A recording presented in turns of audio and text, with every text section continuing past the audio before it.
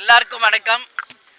இன்னைக்கு இங்கே இருக்கின்ற முதியோர் இல்லத்தில் தேசிய முற்போக்கு திராவிட கழகத்தின் சார்பாக கேப்டன் ஆணைக்கிணங்க கிறிஸ்மஸ் விழாவை அவங்களோட சேர்ந்து கொண்டாடுவதற்காக நாங்கள் இங்கே வந்திருக்கோம். இங்கு 100 பேர் இங்கே முதியவர்கள் இங்கே இருக்காங்க. அவங்க எல்லாரையும் நேரடியாக சந்தித்து அவங்களுக்கு உணவளித்து அவங்களோட இன்றைக்கி கொஞ்ச நேரம் ஸ்பெண்ட் பண்ணி மனசார அவங்களோட இருந்த அந்த நிமிடங்கள் எனக்கு உண்மையிலேயே ரொம்ப மகிழ்ச்சி அளிக்குது. இன்றைக்கி அவங்களோட இணைந்து கிறிஸ்மஸ் விழா மற்றும் நியூ இயர் செலிப்ரேட் பண்ணியிருக்கோம். எனவே எல்லாருமே முதியவர்களை நல்லா பார்த்துக்கணும். அதுதான் என்னோட முக்கியமான இன்றைக்கி கிறிஸ்மஸ் செய்தியே அதுதான். இன்றைக்கி வயசானவங்க நம்ம அப்பாவாக இருந்தாலும் அம்மாவாக இருந்தாலும் நம்மளை பெற்றெடுத்து நம்மளை வளர்த்து ஆளாக்க எவ்வளோ சிரமப்பட்டு இன்றைக்கி அவங்க பண்ணுறாங்க. அவங்க ஒரு ஏஜ் வரும்போது அவங்கள பார்க்குறதுக்கு இன்றைக்கி யாரும் இல்லாமல் தான் இந்த மாதிரி ஒரு முதியோர் இல்லத்தில் அவங்க இருக்கின்ற ஒரு சூழ்நிலை இருக்குது. நிச்சயமாக இது என் மனசை ரொம்ப பாதிக்கின்ற ஒரு விஷயம். அதனால் வாழும் தெய்வங்களாக நம்ம கூட இருப்பவங்க நம்ம அப்பா அம்மா தான். கண்ணெதிரில் நம்மக்கிட்ட வாழும் தெய்வமாக இருக்காங்க. ஒவ்வொருத்தருக்கும் அவங்கவுங்க அப்பா அம்மா தான். கேரளாவில் நடந்த அந்த ஒரு இன்சிடெண்ட் என் மனசை ரொம்ப பாதிச்சிருச்சு. ஒரு மருமகள் அவங்க மாமியாரை பிடிச்சு தள்ளுறது இன்றைக்கி உலகம் முழுக்க அது வைரலாகி எல்லாரும் அதை பார்த்து அழுகாதவங்களும் இல்லைன்ற மாதிரி அந்தளவு ஒரு கொடூரமான ஒரு விஷயம் அங்கே நடந்திருக்கு. அந்த அம்மாவுக்கு இந்த நேரத்தில் எங்கள் ஆறுதல்களை நாங்கள் தேமுதிக சார்பாக சொல்கிறோம். ஏன்னா அந்த அம்மாவும் ஒரு பெண் தான், மருமகளும் ஒரு பெண்ணு தான், கூட 2 குட்டி பசங்க இருக்காங்க, அவங்களும் பொம்பளை பசங்க தான். அப்போது அந்த தாய் தன் பிள்ளைகளுக்கு என்ன சொல்லி கொடுக்குறாங்க வாழ்க்கையில் அப்படின்றது அங்கே ஒரு உதாரணம் வருது. இன்றைக்கி மருமகளாக இருப்பவர் நாளைக்கு மாமியாரும் அவங்களும் மாறக்கூடிய ஒரு நிலை வரும். எல்லாரும் ஒரு நாளைக்கு வயசாக தான் போகிறோம்.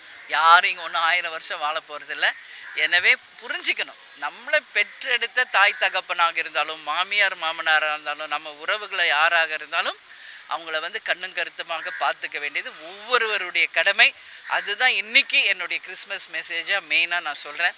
நான் படித்தது அத்தனையுமே கிறிஸ்துவ பள்ளிகள், கேப்டனுமே படித்தது அத்தனையுமே கிறிஸ்துவ ஸ்கூல், உங்கள் எல்லாருக்குமே தெரியும்.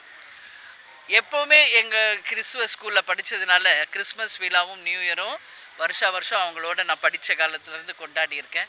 எனவே இங்கே முதியவர்களோட கிறிஸ்மஸ் விழா கொண்டாடினதில் உண்மையிலே நான் மிக மகிழ்ச்சி அடைகிறேன். அவங்க எல்லாரும் நல்லா இருக்கணும்னு சொல்லி இந்த நேரத்தில் நான் பிரார்த்திச்சுக்கிறேன். வேறு கொஷின்ஸ் இருந்தால் நீங்கள் கேளுங்க.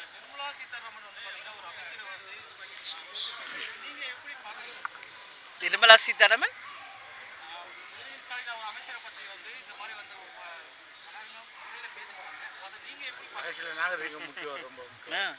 இல்லை, எனக்கு ஒன்றும் அது அவங்க சொன்னது அநாகரிகமான வார்த்தைகளை எனக்கு தெரியல. உதயாநிதி சொன்னதற்கு தான் அவங்க பதில் சொல்லியிருக்காங்க. இன்றைக்கி விளையாட்டுத்துறை அமைச்சராக உதயாநிதி அவர்கள் இருக்காங்க. இன்றைக்கி ஒரு மிகப்பெரிய முக்கியமான பொறுப்பில் இருக்கார், முக்கிய பதவியில் இருக்கார், முக்கிய கட்சியில் இருக்கார். கலைஞரின் பேரன் ஸ்டாலின் அவர்களினுடைய மகன் இன்றைக்கி விளையாட்டுத்துறை அமைச்சர். மிகப்பெரிய ஒரு பொறுப்பு அவருக்கு இருக்குது. ஒரு வார்த்தையை நாம் பேசுவதற்கு முன் யோசிக்கணும்.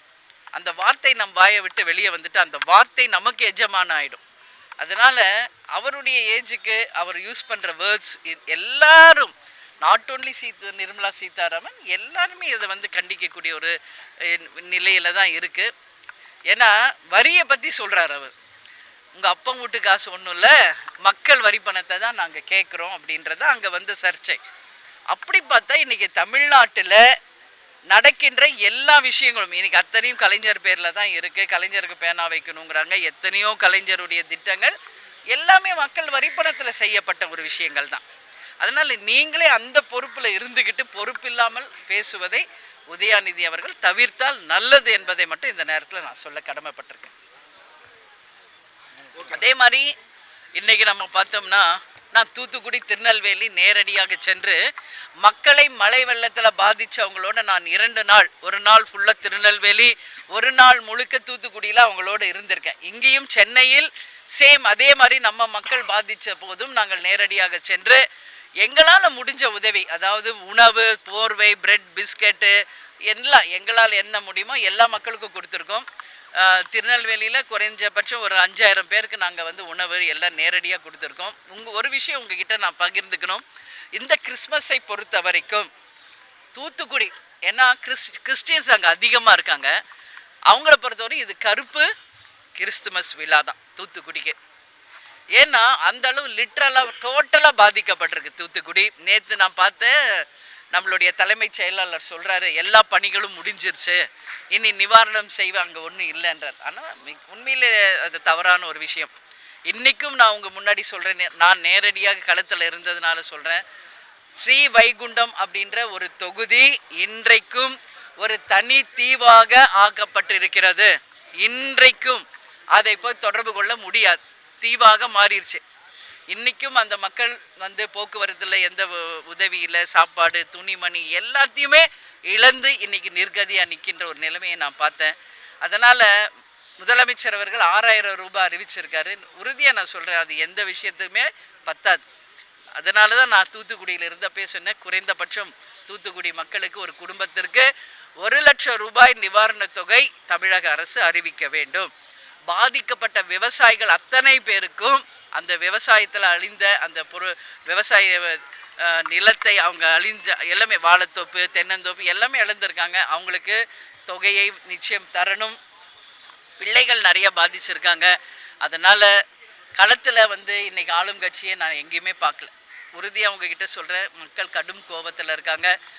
யாருமே இன்னைக்கு வரைக்கும் எங்களை வந்து சந்திக்கவில்லை என்பதை எங்கே போனாலும் என்னால் கேட்க முடிஞ்சது. அந்த அளவு கடும் கோபத்தில் மக்கள் இருக்காங்க. வாக்கு வாங்கிறது மட்டும், தேர்தலில் ஜெயிக்கிறது மட்டும் வந்து ஆளும் கட்சியினுடைய வேலை இல்லை.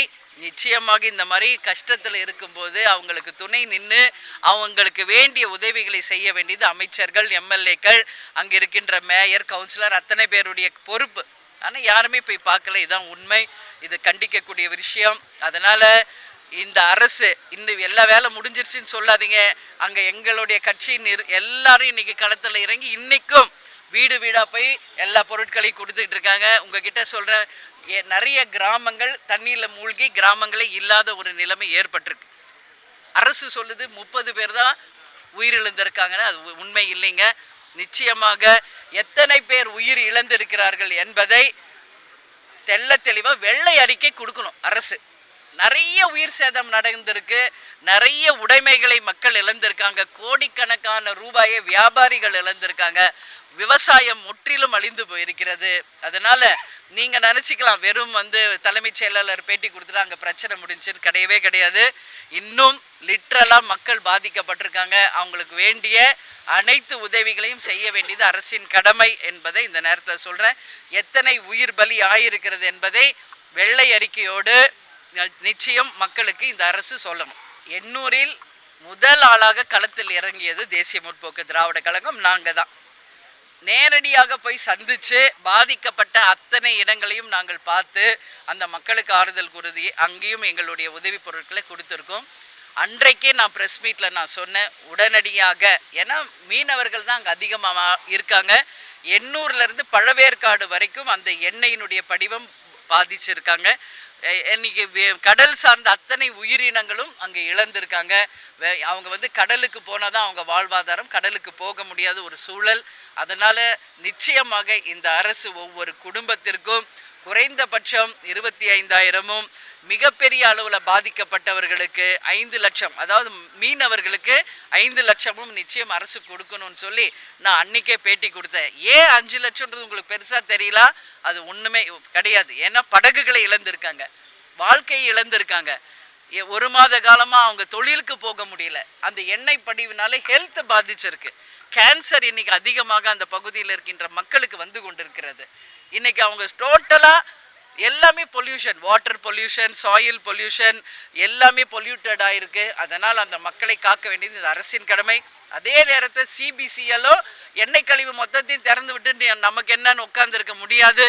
உறுதியாக சென்ட்ரல் கவர்மெண்ட்டில் நான் கேபினட் மினிஸ்டர்கிட்டயே நம்மளுடைய பிஜேபியுடைய எல் முருகன் அண்ட் அண்ணாமலையிடம் அன்றைக்கு தொலைபேசியில் தொடர்பு கொண்டு கேபினட் மினிஸ்டருக்கு அந்த கவனத்தை கொண்டு சென்று சிபிசிஎல்லும் உடனடியாக அந்த மக்களுக்கு நிவாரணத் தொகை வழங்க வேண்டும் என்று சொல்லியிருக்கேன்.